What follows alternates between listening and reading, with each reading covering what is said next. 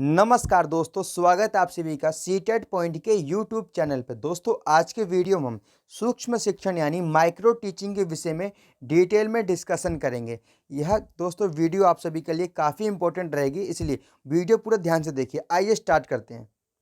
दोस्तों, सूक्ष्म शिक्षण यानी माइक्रो टीचिंग, सूक्ष्म शिक्षण विधि का विकास स्टैनफोर्ड विश्वविद्यालय के प्रोफेसर एलन द्वारा शिक्षकों में विभिन्न शिक्षण कौशल यानी टीचिंग स्किल्स विकसित करने के लिए सन 1963 ईस्वी में किया गया था। प्रोफेसर एलन के अनुसार सूक्ष्म शिक्षण समस्त शिक्षण प्रक्रिया को लघु क्रियाओं में बांटना होता है। इस विधि का प्रयोग शिक्षण प्रशिक्षण संस्थानों में छात्र अध्यापकों को विभिन्न शिक्षण कौशलों में अभ्यस्त करने के लिए किया जाता है। सूक्ष्म शिक्षण की विशेषताएं क्या होती हैं? तो दोस्तों, पहली विशेषता होती है, यह विधि शिक्षक प्रशिक्षण संस्थानों में छात्र अध्यापकों में विभिन्न शिक्षण कौशल विकसित करने के लिए प्रयोग की जाती है। सूक्ष्म शिक्षण में पाठ पढ़ाने के साथ साथ फीडबैक की प्रक्रिया साथ चलती है। शिक्षण प्रक्रिया 5 से 10 मिनट तक का ही होता है। सूक्ष्म शिक्षण में एक व्यक्तिगत प्रशिक्षण विधि होती है। सूक्ष्म शिक्षण में एक बार में केवल एक ही शिक्षण कौशल का अभ्यास कराया जाता है।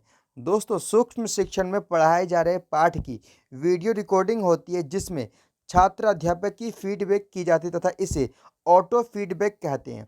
सूक्ष्म शिक्षण में 5 से 10 छात्र अध्यापक ही छात्रों की भूमिका निभाते हैं।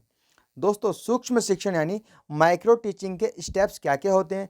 तो दोस्तों, इसके स्टेप्स होते हैं, एनसीईआरटी के अनुसार सूक्ष्म शिक्षण के 6 पद होते हैं तथा इसकी कुल अवधि जो होती है वह 36 मिनट यानी 36 मिनट की होती है। दोस्तों, पहली होती है लघु पाठ योजना तैयार करना। दूसरा, लघु पाठ का शिक्षण करना।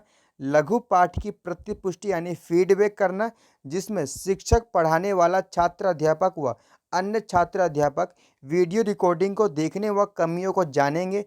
दोस्तों, पुनः पाठ योजना तैयार करना, उसके बाद पुनः शिक्षण करना तथा पुनः प्रतिपुष्टि यानी फीडबैक लेना। दोस्तों, सूक्ष्म शिक्षण चक्र का प्रयोग उस समय तक चलता रहता है जब तक कि छात्र अध्यापक व अन्य को संतुष्टि ना हो जाए कि शिक्षण कौशल प्राप्त कर लिया गया है। जब यह विश्वास हो जाए कि छात्र अध्यापक ने शिक्षण कौशल प्राप्त कर लिया है, तो उसमें यह सूक्ष्म शिक्षण चक्र प्रक्रिया पूर्ण मानी जाती है। दोस्तों, सूक्ष्म शिक्षण की उपयोगिता क्या है? तो दोस्तों, पहली इसकी उपयोगिता होती है, सूक्ष्म शिक्षण में शिक्षण के साथ साथ प्रतिपुष्टि यानी फीडबैक भी किया जाता है। सूक्ष्म शिक्षण के दौरान अनुशासन की समस्या नहीं रहती यानी अनुशासन बना रहता है। सूक्ष्म शिक्षण के दौरान वीडियो रिकॉर्डिंग हो जाने से छात्र अध्यापकों को स्वयं उसे देखकर अपनी कमियों को दूर करने का मौका मिल जाता है। सूक्ष्म शिक्षण के दौरान छात्र अध्यापक को पाठ का कोई भी एक अंश 5 या 10 मिनट तक पढ़ाना होता है, अतः इससे छात्र अध्यापकों को पढ़ाने में आसानी होती है। सूक्ष्म शिक्षण के द्वारा छात्र अध्यापकों में शिक्षण कौशल का विकास होता है तथा सूक्ष्म शिक्षण एक व्यक्तिगत प्रशिक्षण विधि होती है, जिसमें प्रत्येक छात्र अध्यापक में प्रत्येक शिक्षण कौशल विकसित किया जाता है। सूक्ष्म शिक्षण की सीमाएं क्या होती है? दोस्तों, पहली सीमा होती है, यह टाइम कंज्यूमिंग विधि होती है यानी सूक्ष्म शिक्षण विधि में समय अधिक लगता है। दोस्तों, माइक्रो टीचिंग में क्या होता है, टाइम अधिक लग जाता है। सेकंड सीमा होती है दोस्तों इसकी, सूक्ष्म शिक्षण विधि अधिक खर्चीली विधि मानी जाती है यानी इसमें पैसा बहुत खर्च होता है।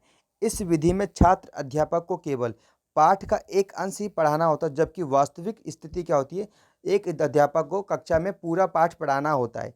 इस विधि में केवल एक ही शिक्षण कौशल का विकास बार बार कराया जाता है, जबकि कक्षा में एक शिक्षक को विभिन्न शिक्षण कौशलों का उपयोग करना होता है। अक्सर शिक्षण प्रशिक्षण संस्थानों में प्रशिक्षण देने वाले अध्यापक स्वयं इस विधि के विशेषज्ञ नहीं होते हैं। दोस्तों, अगर आपको यह वीडियो पसंद आई, वीडियो आपको समझ में आई, तो वीडियो को लाइक कर दे। आप अपना बहुमूल्य कमेंट भी दे सकते हैं। दोस्तों, धन्यवाद।